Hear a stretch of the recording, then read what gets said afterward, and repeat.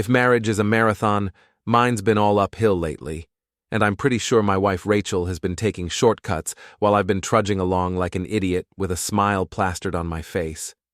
My name is David Lawson. I'm 38 years old, and I design computer systems for a living. Not the most exciting job in the world, but it pays well and keeps my brain busy. What it doesn't do is prepare you for the moment you realize your wife of 12 years has been playing house with someone else. Before we dive deeper into this story, I have one small request. Please subscribe, drop a like, comment, and hit that hype button to boost this channel so more people can discover these incredible Reddit stories. The first sign should have been the wardrobe change. Rachel works in public relations for Meridian Communications, a mid-sized firm in downtown Baltimore. For years, she'd worn conservative blazers and sensible heels. Then suddenly, 3 months ago, she started showing up to dinner in tight skirts and low-cut blouses that cost more than my monthly car payment. "New dress code at work?" I'd asked one evening, trying to keep my tone light as she paraded around our kitchen in a black number that left little to the imagination. "Just trying to stay competitive," she'd replied, not looking up from her phone. Always that damn phone now. "Image matters in PR, David. You wouldn't understand." "Right, because I'm just a boring systems engineer who wouldn't know style if it bit me on my khaki-covered ass." The late-night phone calls started around the same time. Rachel would slip out to the back patio, speaking in hushed, giggly tones that she'd never used with me, not even when we were dating. When I'd ask who called so late, she'd wave me off with some excuse about crisis management or West Coast clients. Last Tuesday night, I heard her through the sliding glass door. "You're so bad, Greg. Stop making me laugh or I'll wake up David." Greg. Gregory Turner, her boss. Married Gregory Turner with the Mercedes and the corner office and the reputation for chasing anything in heels. I stood there, in our darkened living room, listening to my wife flirt with another man, and felt something cold settle in my chest. Not heartbreak. That would come later. This was something sharper, more focused. This was the moment I stopped being naive. The next morning, Rachel was humming while she made coffee. Actually humming like she was starring in some romantic comedy where the cheating wife gets to be happy. "Sleep well?" I asked, settling at our kitchen table with my laptop. "Like a baby." She didn't even have the decency to look guilty. "Oh, by the way, I'm planning a birthday party here Saturday night. Just a few people from work." I looked up from my screen. "Your birthday isn't until next month." "I know, but everyone's so busy later, and the team, thought it would be nice to celebrate early." Greg. "Of course." "Sure, honey. Our house, your party. Should I make myself scarce?" She actually looked relieved. "You don't have to leave, but you know how boring work talk can be for you." "Right. Boring. Like finding out your wife is screwing her boss." I spent the rest of that week playing detective, which turns out to be a lot easier when your target thinks you're too stupid to notice anything. Rachel left her phone on the kitchen counter Wednesday morning while she showered. The text notification that popped up made me freeze. "Can't wait for your birthday, my love. I have something special planned." G. My love. Not "can't wait for the party" or "see you Saturday." My love. I sat there staring at that message until I heard the shower turn off, then carefully placed the phone exactly where she'd left it. When Rachel came downstairs, toweling her hair, she was humming again. "You seem happy," I observed. "Just excited about Saturday. It's going to be perfect." Perfect. Yeah, it was going to be something, all right. That evening, I did what any self-respecting husband would do. I called my best friend Tommy Rodriguez, who works in IT security and has a talent for finding information people would rather keep hidden. "I need a favor," I said when he picked up. "Let me guess. You want me to hack your wife's email and confirm what you already know." "How did you—" "Brother, I've been watching you two at company events. She looks at you like you're furniture, and you look at her like a kicked puppy. What do you need? Within 2 hours, Tommy had pulled Gregory Turner's social media profiles, public records, and enough background information to paint a very clear picture. Married to Elena Turner, a social media influencer with 40,000 Instagram followers and a baby on the way. Their wedding photos from 2 years ago showed a happy couple, with Elena's belly prominently featured in recent posts tagged "Blessed" and "Turner Baby."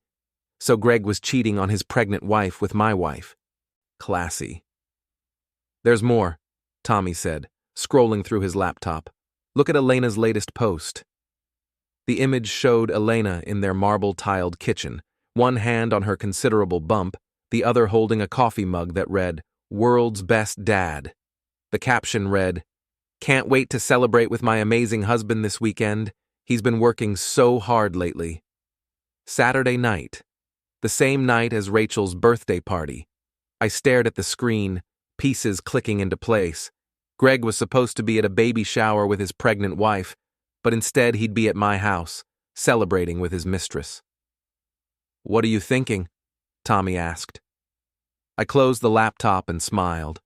For the first time in months, I felt like myself again.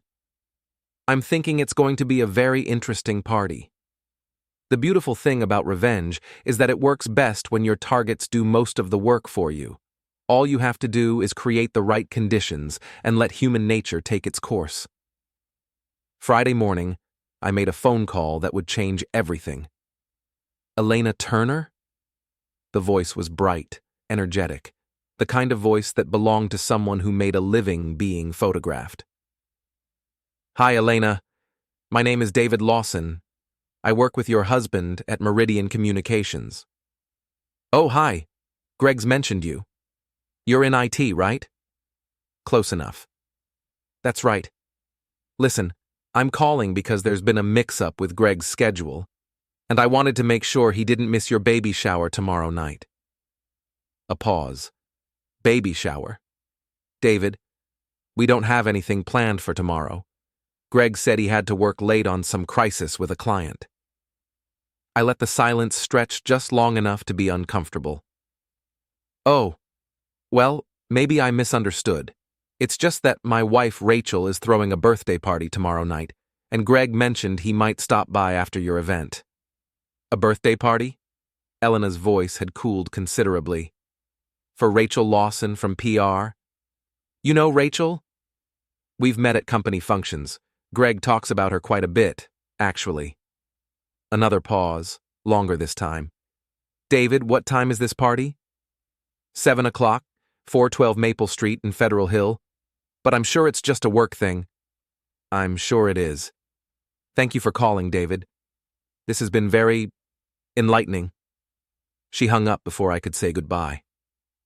Phase 1. Complete. That evening, Rachel fluttered around our house like a teenager getting ready for prom. She'd bought new decorations, expensive wine, and a dress that probably cost more than our mortgage payment. The dress was red, fire engine red, and cut low enough to make a statement. "You look beautiful," I said, and meant it. She did look beautiful. She also looked like a woman dressing for a man who wasn't her husband. "Thanks." She was checking her reflection in the hallway mirror, adjusting her neckline. "You don't think it's too much? For a work party? Nah." She shot me a look but didn't respond. "Need help setting up?" I asked. "I've got it handled. Why don't you just, I don't know, watch TV or something?" Right. Stay out of the way while she prepared to humiliate me in my own home. "Actually, I think I'll stick around. Meet your work friends." The look of panic that flashed across her face was almost worth 12 years of marriage. "David, you'll be bored. It's just going to be shop talk and office gossip." Sounds fascinating. Besides, it's my house too. She couldn't argue with that, though I could see her trying to figure out how to get rid of me. Finally, she just nodded and went back to her preparations. At 6:30, I excused myself to take a shower, but instead went upstairs to set up the equipment Tommy had lent me. 2 small cameras, barely visible once positioned with clear views of the living room and kitchen. Everything would be recorded directly to a cloud server that Rachel would never think to check. "Smile for the camera, honey," I murmured, testing the angles. The first guests arrived at 7 sharp. Mia and Carly, Rachel's closest friends from work. I'd never liked either of them. Mia was a gossip who lived for drama, and Carly had the kind of fake smile that made my skin crawl. They air-kissed Rachel like they were at some Hollywood premiere. "David!" Mia's voice could cut glass. "How nice that you're joining us." "Wouldn't miss it," I replied. "Can I get you ladies some wine?" As I played bartender, I listened to them chatter about office politics and weekend plans. Every few minutes, one of them would check the door, and Rachel kept glancing at her phone. At 7:20, Greg arrived. I'd seen Gregory Turner at company functions, but never really paid attention to him. He was the kind of man who wore expensive suits and cologne that announced his presence before he entered a room. Mid-40s, silver at the temples, the sort of confident smile that came from never being told no. He brought flowers, not the kind of flowers you bring to a casual work party, but the kind you bring when you're trying to impress someone. Roses, 24 red roses. "Rachel, you look absolutely stunning," he said, kissing her cheek in a way that lasted just a beat too long. "Thank you, Greg. You remember my husband, David?" Greg's handshake was firm, his smile practiced. "Of course. David, right? Rachel talks about you all the time." "I bet she does." "Thanks for having me," he continued. "I hope Elena won't mind me being a little late tonight." The casual mention of his wife's name while he was clearly flirting with mine took some serious nerve. I had to admire the audacity, even as it made me want to punch him in his perfectly capped teeth. "Elena," I asked innocently. "Your wife?" "Yes, we're supposed to have a quiet evening at home, but Rachel insisted I stop by, and you know how persuasive she can be." Rachel blushed, like a schoolgirl getting attention from the popular kid. The party continued with the kind of forced cheerfulness that made my teeth ache. Greg dominated every conversation, dropping names and telling stories designed to showcase his importance. Rachel hung on his every word, laughing too loudly at jokes that weren't funny and finding excuses to touch his arm. I played the part of the oblivious husband, refilling drinks and making small talk, all while the cameras captured every lingering look and inappropriate touch. At 8:15, the doorbell rang. "I'll get it," I called out, though Rachel was already moving toward the door. "That's okay, I've got it." But I was already there, hand on the knob, smiling at my wife's panicked expression. "Probably just a neighbor," I said, and opened the door. Elna Turner stood on my front porch, very pregnant and very beautiful, wearing a simple black dress and an expression that could have frozen hell. Her eyes swept past me to the party behind me, taking in the roses, the intimate lighting, and her husband's hand resting possessively on my wife's lower back. "Hello, David," she said, her voice perfectly calm. "I hope you don't mind me dropping by. Greg forgot something at home, and I wanted to make sure he got it." The living room had gone completely silent. Greg looked like he'd been hit by a truck, and Rachel had gone pale beneath her carefully applied makeup. "Elena?" Greg's voice cracked slightly. "What are you doing here?" "Bringing you this." She held up a small gift bag. "You left it on the kitchen counter. I thought it might be important." She walked into my living room like she owned it, her heels clicking on the hardwood floor. Everyone watched her approach Greg, who looked like he was trying to figure out how to disappear. "Thank you," he stammered, taking the bag. "You didn't have to." "Oh, but I did." Elena's smile was sharp enough to cut diamonds. "After David called to make sure you wouldn't miss our baby shower, I realized there must have been some confusion about your schedule." Rachel's eyes snapped to me, and I gave her my most innocent smile. "I was just trying to help," I said. Elena turned to Rachel, and the temperature in the room dropped another 10 degrees. "Rachel, isn't it? Greg's told me so much about you. He says you're very dedicated to your work." Yes, I try to be. Rachel's voice was barely a whisper. "How lovely, and what a beautiful dress, very festive for a work party." The silence stretched until Mia, bless her gossip-loving heart, tried to break the tension. "Elena, would you like some wine? We're just celebrating Rachel's birthday." "Her birthday?" Elena's eyebrows rose. "How wonderful, though I thought your birthday was next month, Rachel. Greg has it marked on his calendar at home." Greg looked like he wanted to crawl under the coffee table. We're celebrating early," Rachel managed. "Of course you are." Elena's gaze swept the room, taking in every detail, every face, every piece of evidence of what was really happening here. "Well, I wouldn't want to interrupt your celebration. Greg, I'll see you at home. Try not to be too late. The baby's been kicking all day, and I could use some help getting comfortable." She turned to leave, then paused at the door. "Oh, and David? Thank you for calling. It was very thoughtful of you to make sure Greg didn't miss anything important." The door closed behind her with a soft click that sounded like a gunshot in the silence. Greg was the first to move, grabbing his jacket from the back of a chair. "I should go after her. Explain." "Explain what?" Rachel's voice was sharp with panic. "That you lied to your pregnant wife to come to a party? Rachel, please, not here." But it was too late. The spell was broken, the illusion shattered. Mia and Carly were exchanging looks that promised hours of future gossip, and I was standing in my own living room watching my marriage implode in real time. "I think maybe we should call it a night," Carly said, already reaching for her purse. "No, wait," Rachel started, but they were already moving toward the door. Within 5 minutes, the house was empty, except for Rachel and me. She stood in the middle of our living room, surrounded by the debris of her ruined party, looking lost. "David," she began. "Happy birthday, honey," I said, and went upstairs to check my recordings. Everything was perfect. Sunday morning arrived with the kind of gray, drizzly weather that matched my mood perfectly.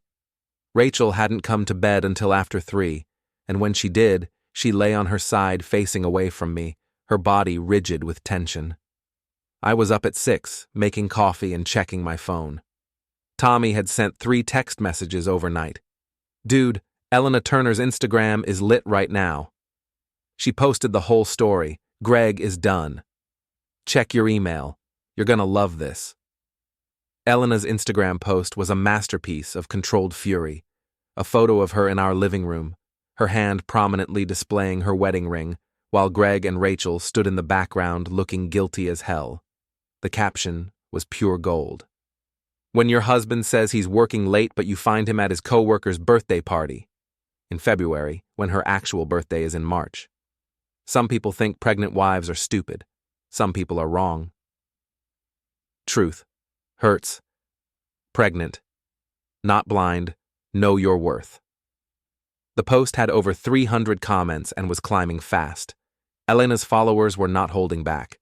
"Girl, you deserve so much better." "What a sleaze, and she's pregnant." "I know exactly who this is. My friend works at their company." "Name and shame, queen." Rachel's phone started ringing at 7:30, then again at 8. By 9, it hadn't stopped. "Aren't you going to answer that?" I asked, settling at the kitchen table with my laptop and a fresh cup of coffee.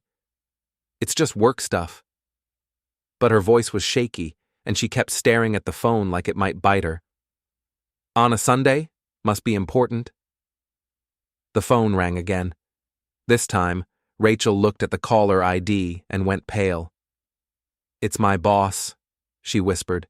"Better take it. Might be urgent." She answered with forced cheerfulness. "Hi, Janet. What's going on?" I couldn't hear the other side of the conversation, but I could see Rachel's face crumble with each passing second. "I can explain," she said. "It's not what it looks like." More silence. "Janet, please. I've been with the company for 8 years." More silence, longer this time. I understand. Yes, I'll be there first thing tomorrow. She hung up and slumped against the kitchen counter. Everything okay?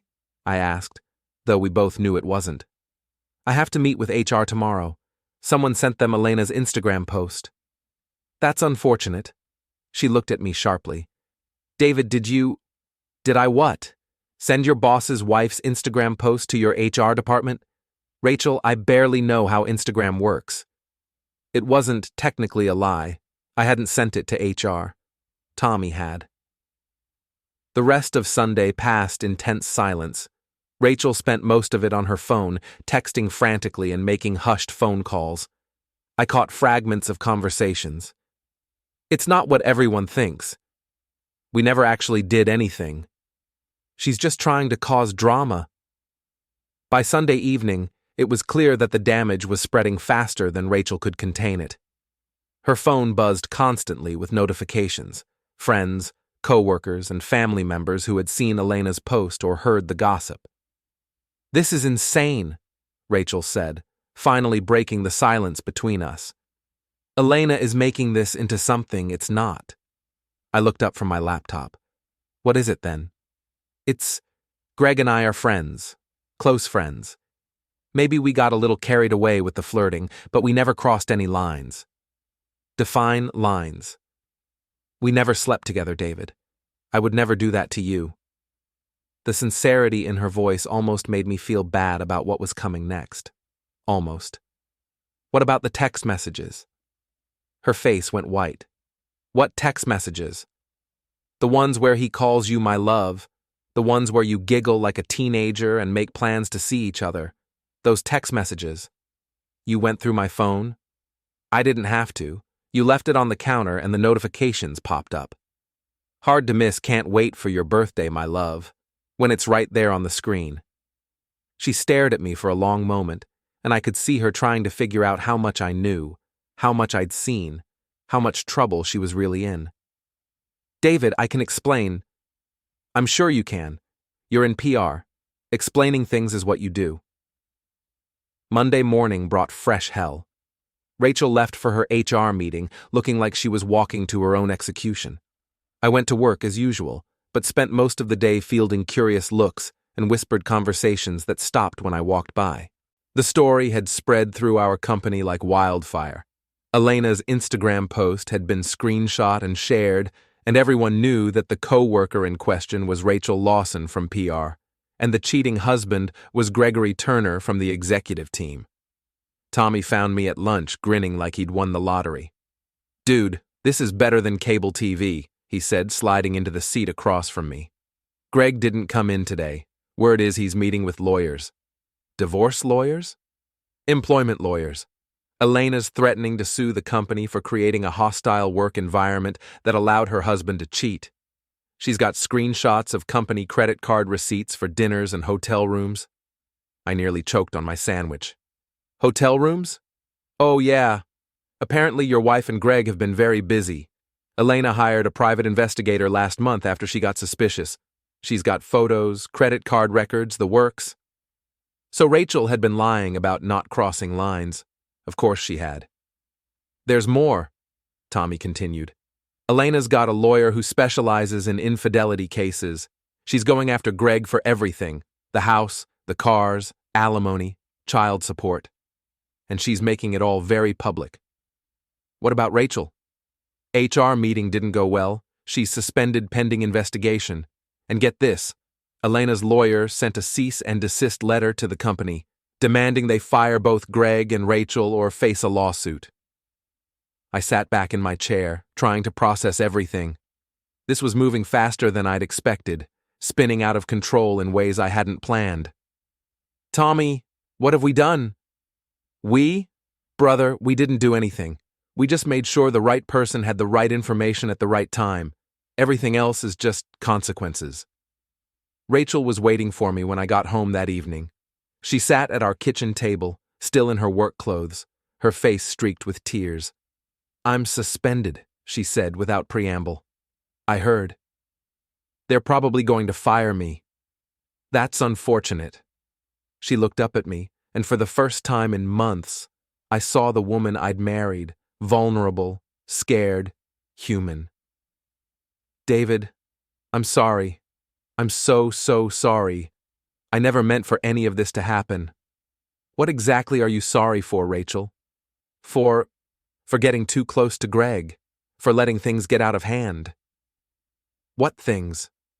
The flirting, the texting, the emotional affair. Emotional affair? She nodded, tears flowing freely now. We never slept together, David. I swear on my mother's grave we never had closeness. But we talked about it. We fantasized about it. We went to dinner a few times and we kissed once after drinks. But that's all, I swear.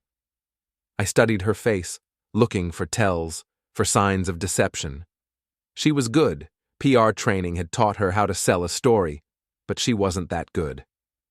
What about the hotel receipts? The color drained from her face. What hotel receipts?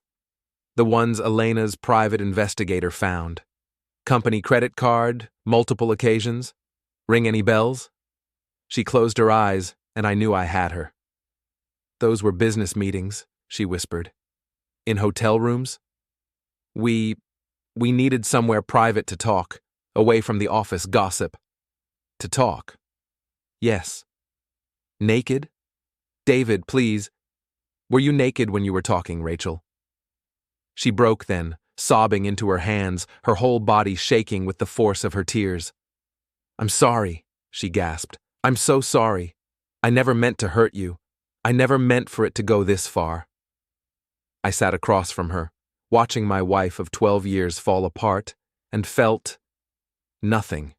No anger, no sadness, no satisfaction. Just a cold, empty space where my heart used to be. How long? I asked. 3 months? How many times? David, please don't make me... How many times, Rachel? 6, maybe 7. I don't know, I wasn't keeping count. 6 or 7 times.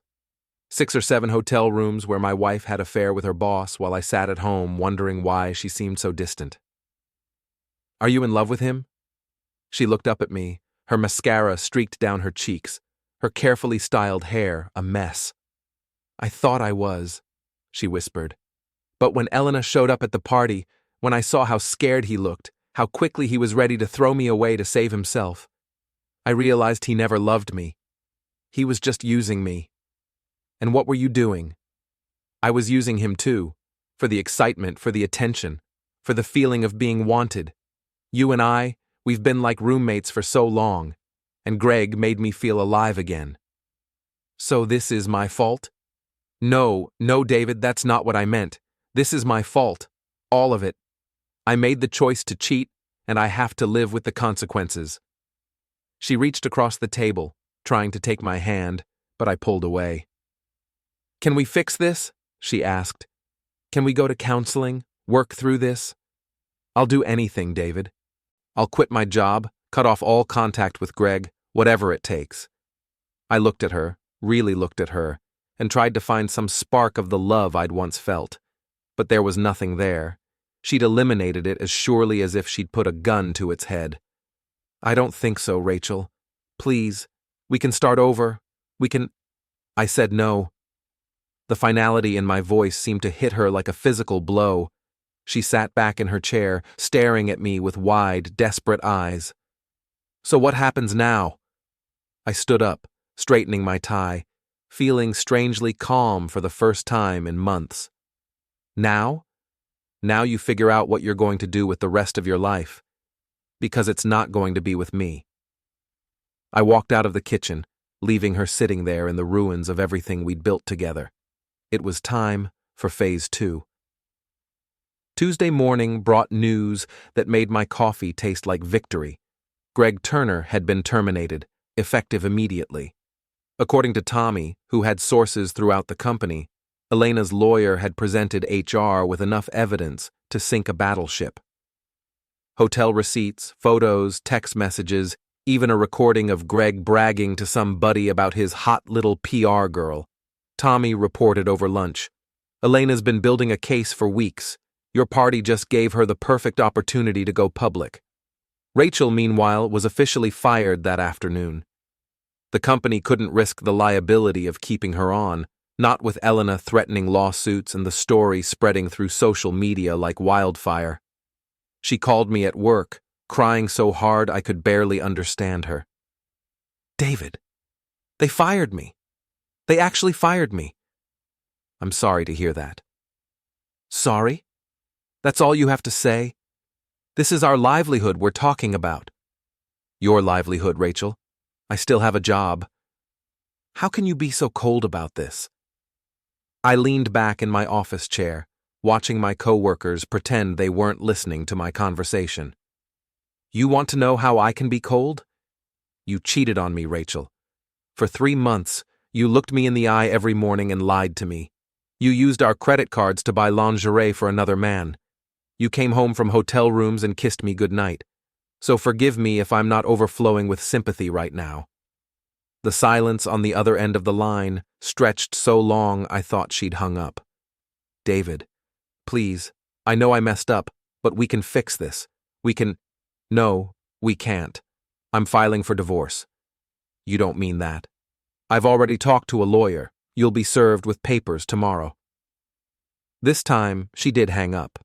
I'd actually been to see a lawyer that morning, Patricia Hendricks, a sharp woman in her 50s who specialized in divorce cases involving infidelity. She'd listened to my story with professional detachment, taking notes and asking pointed questions about assets, documentation, and evidence. "You're in a good position," she'd told me.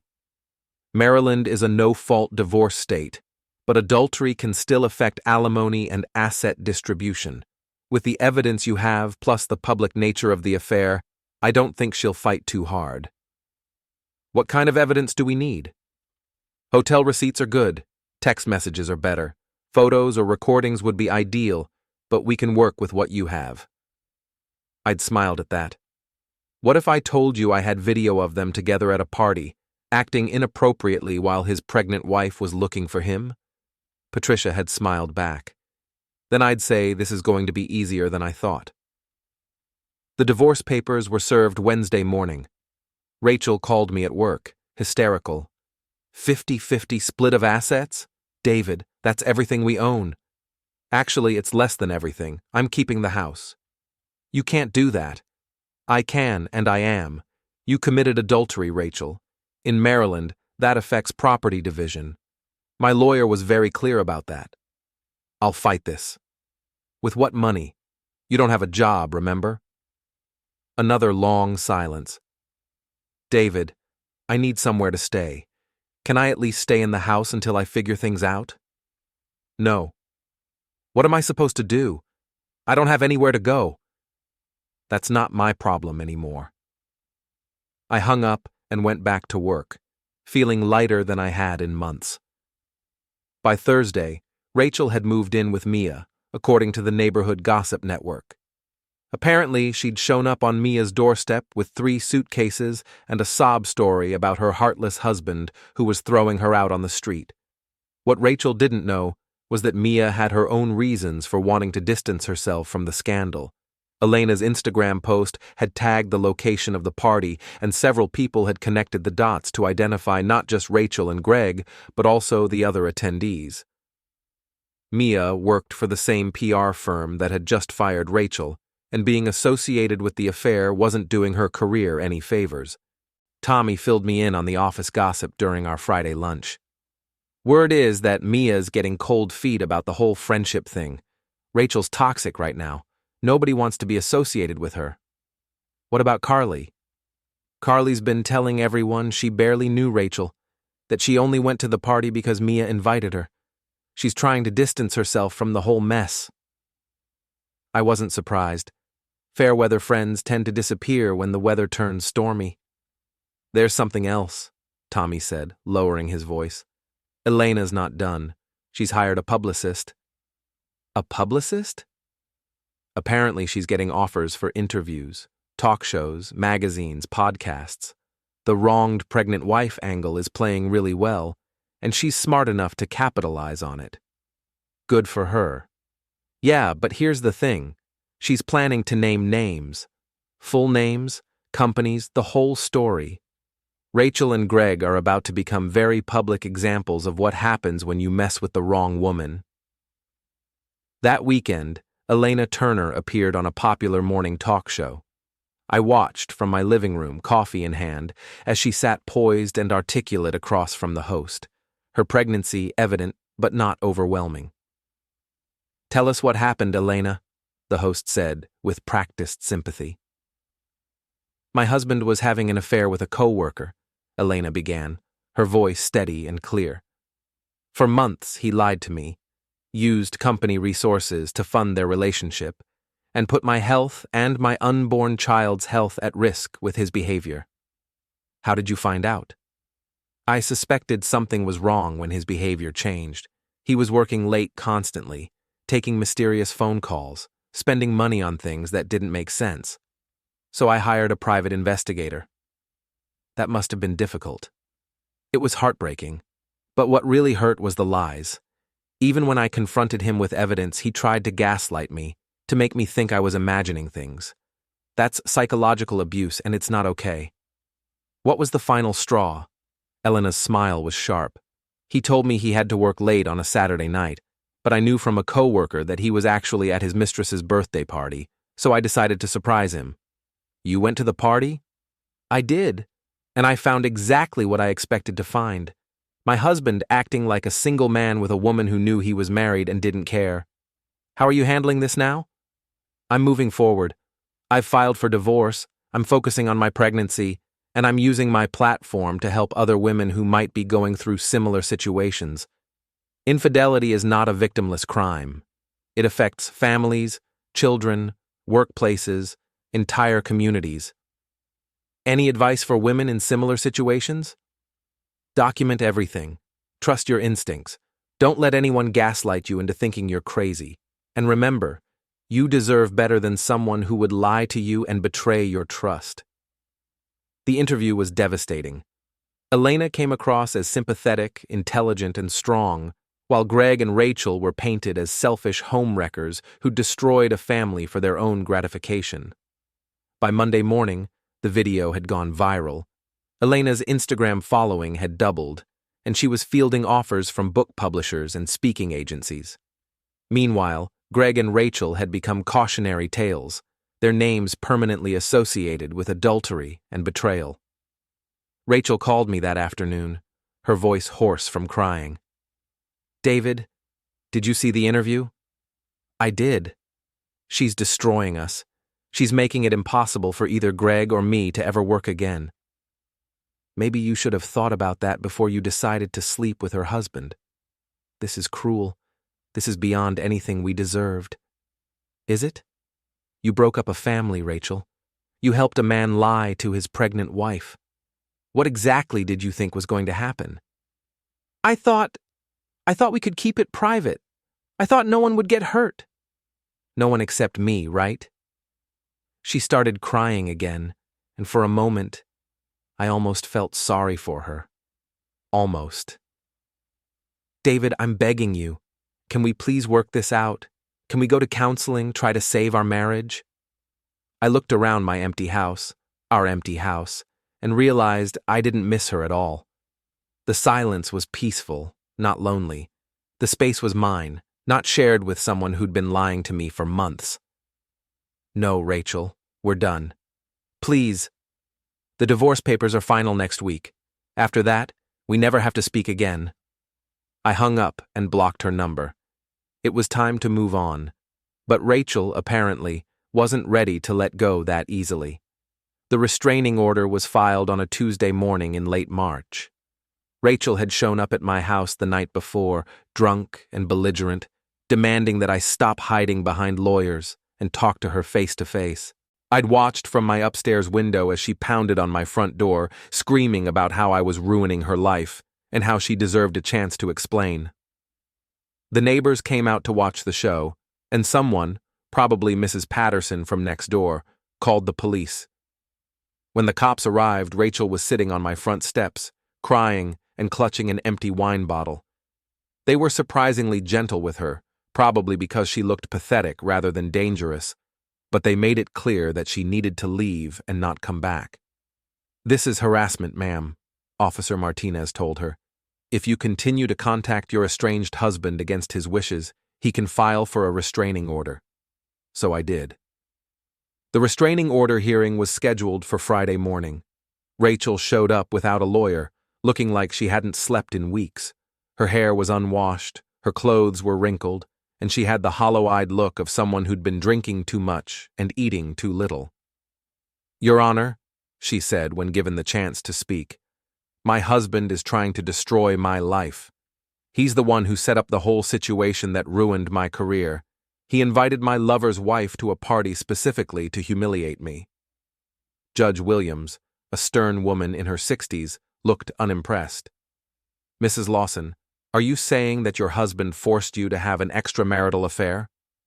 "No, but Are you saying that he forced you to lie to your spouse and engage in behavior that violated your marriage vows?" "Your Honor, that's not—" "Mrs. Lawson, regardless of what your husband may or may not have done regarding this party, the fact remains that you chose to engage in adultery. You chose to show up at his residence uninvited after being asked not to contact him, and you chose to create a public disturbance that required police intervention. The restraining order is granted." Rachel stared at the judge in shock. "You can't do this. I have nowhere else to go." "Mrs. Lawson, there are resources available for people in your situation. But harassing your estranged husband is not an acceptable solution to your problems." As we left the courthouse, Rachel tried one last time to get my attention. "David, please. I know I made mistakes, but this has gone too far. I've lost everything: my job, my friends, my home, my marriage. What more do you want from me?" I stopped and looked at her, really looked at her. The woman standing in front of me bore little resemblance to the confident, polished PR executive I'd married. This woman was broken, desperate, clinging to the wreckage of a life she'd destroyed with her own choices. For a moment, I felt something that might have been pity. "I don't want anything from you, Rachel. I just want you to leave me alone." "But we could still—" "No, we couldn't. It's over." I walked away, leaving her standing on the courthouse steps, and didn't look back. The divorce was finalized the following week. Rachel didn't contest it. She couldn't afford a lawyer, and she knew she didn't have a leg to stand on. I kept the house, the car, and most of our shared assets. She got her personal belongings and half of our savings account, which wasn't much after legal fees. I thought that would be the end of it. I was wrong. 3 weeks later, Tommy called me at work with news that made me freeze. "Dude, you need to see this. Rachel's lost it. Completely lost it." "What are you talking about?" "She started a blog. The truth about David Lawson. She's posting everything. Private details about your marriage, accusations about you sabotaging her career, even stuff about your private life." I felt sick. "How bad is it?" "Bad. She's claiming you're some kind of sociopathic mastermind who destroyed her life for fun. She's posting screenshots of text messages, photos from your house, personal stuff that no one should ever make public." "Can she do that legally?" "I don't know, but she's doing it. And it's getting attention. She's got hundreds of comments, and people are sharing it on social media." I spent the rest of the day reading Rachel's blog, each post more unhinged than the last. She'd written detailed accounts of our private conversations, speculated about my mental health, and painted herself as the victim of an elaborate revenge scheme. Some of it was true. I had orchestrated the party confrontation, and I had made sure Elena found out about the affair. But Rachel was twisting everything, making it sound like I'd forced her to cheat just so I could destroy her. The comments were a mix of support for Rachel and people calling her out for her behavior. But enough people were buying her story to make me worry about my own reputation. I called Patricia Hendricks, my divorce lawyer. "Can she do this?" I asked. "Technically, yes. It's not illegal to write about your own experiences, even if they involve other people. But if she's posting private communications or making false statements that damage your reputation, you might have grounds for a defamation lawsuit." What would that involve? Time, money, and a lot of public attention. Are you prepared for that? I thought about it. A lawsuit would mean more drama, more public scrutiny, more time spent dealing with Rachel and her increasingly erratic behavior. What if I just ignore it? That's also an option. These things usually burn themselves out when people lose interest. But Rachel wasn't content to just write blog posts. She started showing up places where she knew I'd be: my gym, my favorite restaurant, the grocery store I always used. She never violated the restraining order technically, but she made sure I saw her, made sure I knew she was there. It was psychological warfare, and it was working. I found myself looking over my shoulder, changing my routines, avoiding places I enjoyed because I didn't want to deal with another coincidental encounter. The breaking point came on a Saturday afternoon in April. I was having lunch with Tommy at a waterfront restaurant in Federal Hill when Rachel appeared at our table, swaying slightly and reeking of alcohol. Well, she slurred, if it isn't David Lawson, destroyer of lives. The restaurant went quiet. People were staring, some of them clearly recognizing us from Elena's viral interview or Rachel's blog posts. Rachel, you need to leave, I said quietly. I need to leave? This is a public place, David. I have every right to be here. You're drunk, and you're violating the restraining order by approaching me. I'm not approaching you. I'm just having a drink at the same restaurant. Coincidence. Tommy stood up. Lady, you need to back off. You're making a scene. Rachel turned on him with fury in her eyes. And you must be Tommy, the loyal friend who helped David destroy my life. How does it feel to be an accessory to psychological torture? How does it feel to be a cheating wife who's blaming everyone else for her problems? Tommy shot back. That's when Rachel snapped. She grabbed her wine glass and threw it at Tommy, missing him by inches and shattering against the wall behind him. The restaurant erupted in chaos. People screaming, servers running over, other diners pulling out their phones to record the drama. You ruined everything, Rachel screamed at me. I had a life, I had a career, I had a future, and you destroyed it all because your ego couldn't handle being cheated on. I didn't make you cheat, Rachel. You made me miserable. You made me feel invisible and unappreciated and desperate for someone to notice me. So you slept with your boss? Yes, I slept with him, and it was the only time I felt alive in years. But instead of fighting for our marriage, instead of trying to win me back, you decided to humiliate me in front of everyone I know. The restaurant manager appeared, flanked by two servers who looked ready to intervene if things got physical. Ma'am, I'm going to have to ask you to leave, the manager said. I'm not done talking to my husband. Ex-husband, I corrected. And yes, you are done. I pulled out my phone and dialed 911. I need to report a violation of a restraining order. Rachel's face went white. David, don't. You threw a glass at my friend, in a crowded restaurant. You're drunk, you're out of control, and you're harassing me in violation of a court order. Please, I'm sorry, I'll leave right now, I promise. But it was too late. The police were already on their way, and half the restaurant had recorded her outburst on their phones. By evening, videos of crazy ex-wife meltdown would be all over social media. Rachel was arrested for violating the restraining order and charged with disorderly conduct. She spent the night in jail and was released the next morning with a court date and a stern warning about staying away from me. But the damage was done. The restaurant incident had been the final nail in the coffin of her public image. Whatever sympathy she'd managed to generate with her blog posts evaporated when people saw her drunk, violent, and completely unhinged. The comments on the viral videos were brutal. This is what happens when you don't take responsibility for your actions. She cheated on her husband, and now she's mad that there were consequences? Imagine being this delusional. She destroyed her own life. That poor man, no wonder he divorced her. Within a week, Rachel's blog was taken down. Whether she removed it herself or her web host shut it down for violating terms of service, I never found out. Her social media accounts went dark, and the few mutual acquaintances we still had reported that she'd left Baltimore entirely.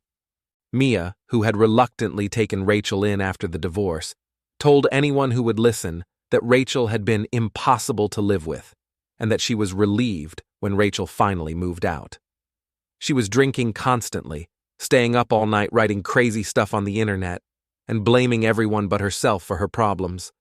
Mia confided to a coworker, who naturally repeated it to half the office. I felt sorry for her at first, but after a few weeks, I realized why David divorced her. She's completely toxic. Even Carly, who had initially supported Rachel, distanced herself after the restaurant incident. I can't be associated with someone who throws glasses at people, she told our former neighbors. That's not the Rachel I thought I knew. By summer, it was like Rachel had never existed.